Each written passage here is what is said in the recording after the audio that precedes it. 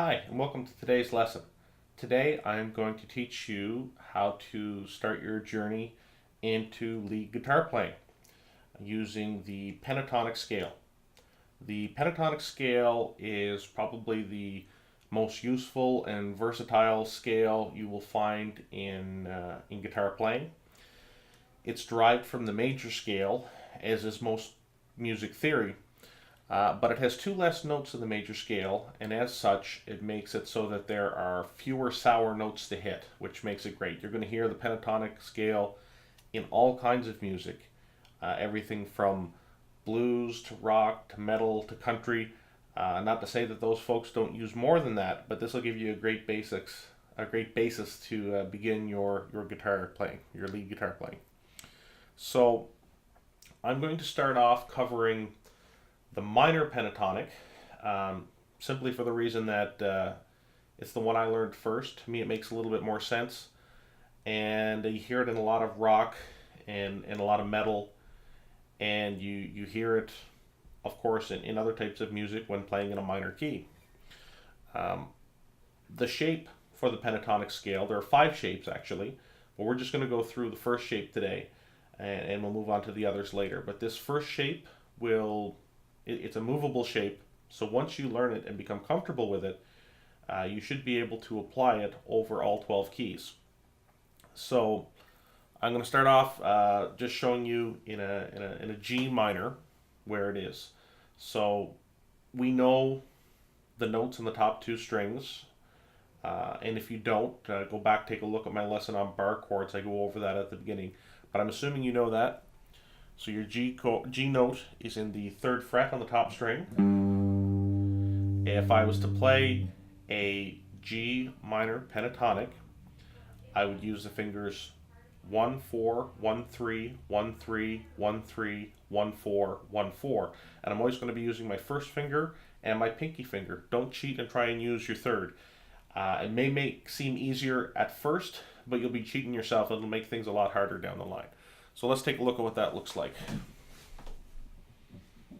1 4 1 3 1 3 1 3 1 4 1 4.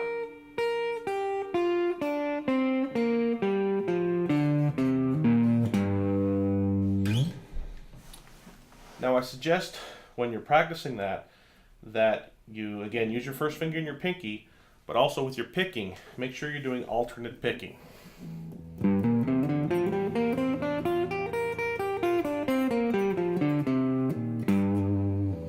And speed isn't the key, it's accuracy, clarity, and consistency. So I mentioned that this chord shape is movable. It's movable in the same way that bar chords were movable. We know the notes on the top string. If we start the scale on that note, that's the scale we're playing, right? So an A minor pentatonic would start on the A note in the 5th fret. And in the same way, you would have 1 4 1 3 1 3 1 3 1 4 1 4.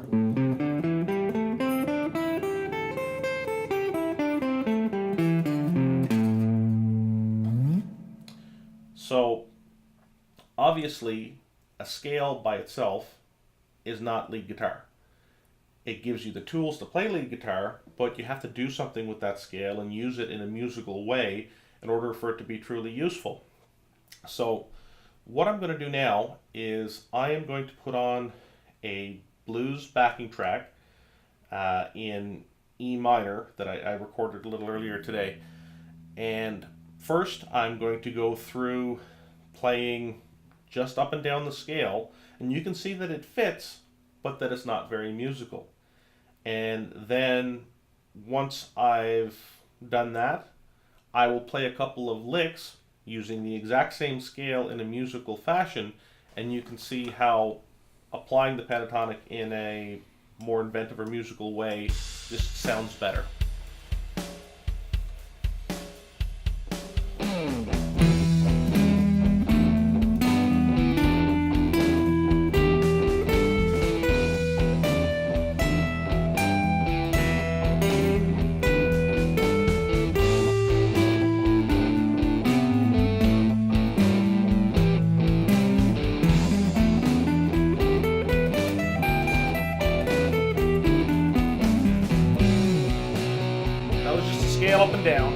a couple licks.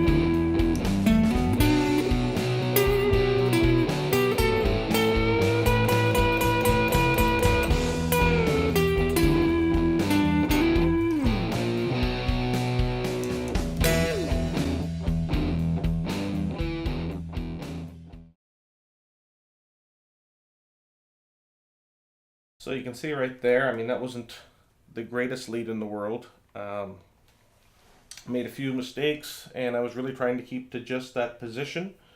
But hopefully you can hear the difference between me just playing the scale up and down and playing licks. And the big difference, or the way you go from playing scales to licks, is a couple of key tricks. Things like Hammer-Ons and Pull-Offs, right? A Hammer-On is when you hit one note and drop your finger on the next one without picking again. A Pull-Off is just the opposite, where you play a note and you pull your finger off to get the sound of the note you're holding behind it. If you do those in succession, it's called a trill. You can do things like what they call vibrato, which is basically just vibrating the string to get a little bit more sound or emotion out of it. So like, and basically all you're doing is moving the string up and down quickly to get that kind of sound. Bends.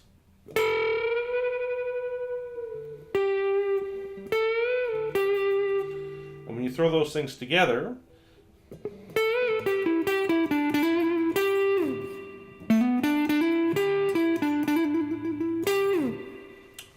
but the key thing is to know where your root notes are, right? So you know the root note where you started the scale. We were playing an E there, so we know that E is either the open string or the 12th string, not 12th string, fret rather. And I was playing down on the 12th fret. So that note is an E. The top string and the bottom string are the same. They're both E's, so that means this is also an E. And we have one other E in this chord shape, and that is on the D string in the 14th fret.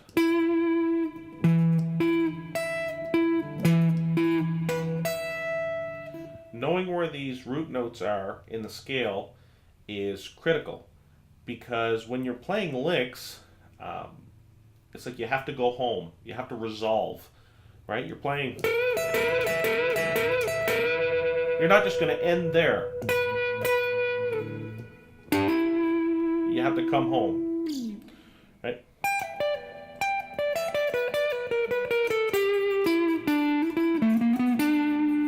You're not going to end there.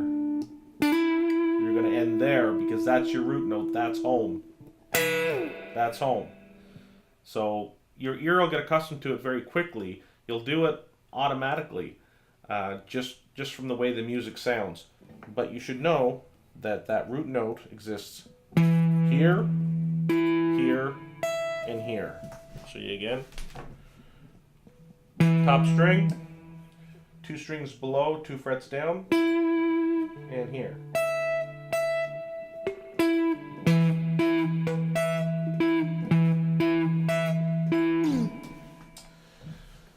And that is your basic introduction to lead playing, at least in minor. So what I'll show you from there is, okay, that's great, minor. What do I do for major? You use the exact same shape. It's just in a different place. One chord's major is another chord's minor, right? So an easy way to look at this, if we're talking about an E chord like we were just playing on, my 1 and my 4 in that scale.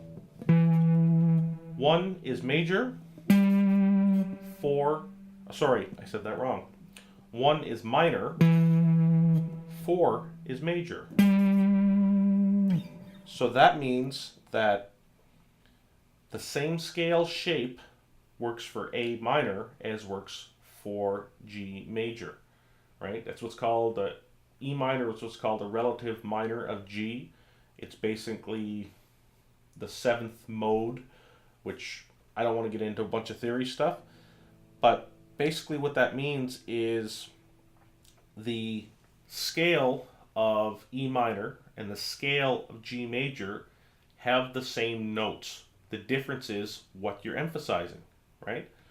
So you're still using this shape,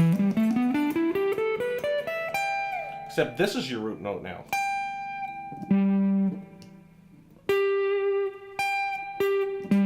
The G's that are in that scale instead of the E's.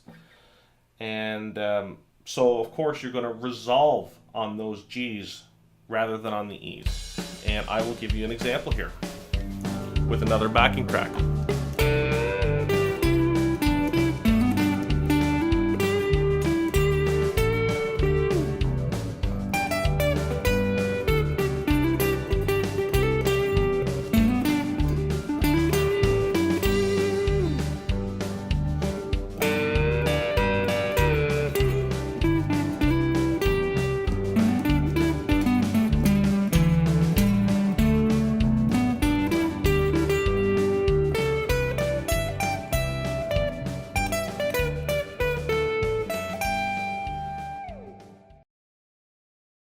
So there you see an example of a bit of playing over a country style major chord progression, but I was using the exact same scale in the exact same position, just emphasizing different notes, and you can see how that works. And the same tricks of using slides and trills and bends and all those things still works. Anyway, that is basically it. I hope I was relatively clear. If I wasn't, please let me know and I can do a follow-up or I can answer some questions. Just let me know in the comments below. And if you like what you see, give me a like or subscribe. Thanks very much.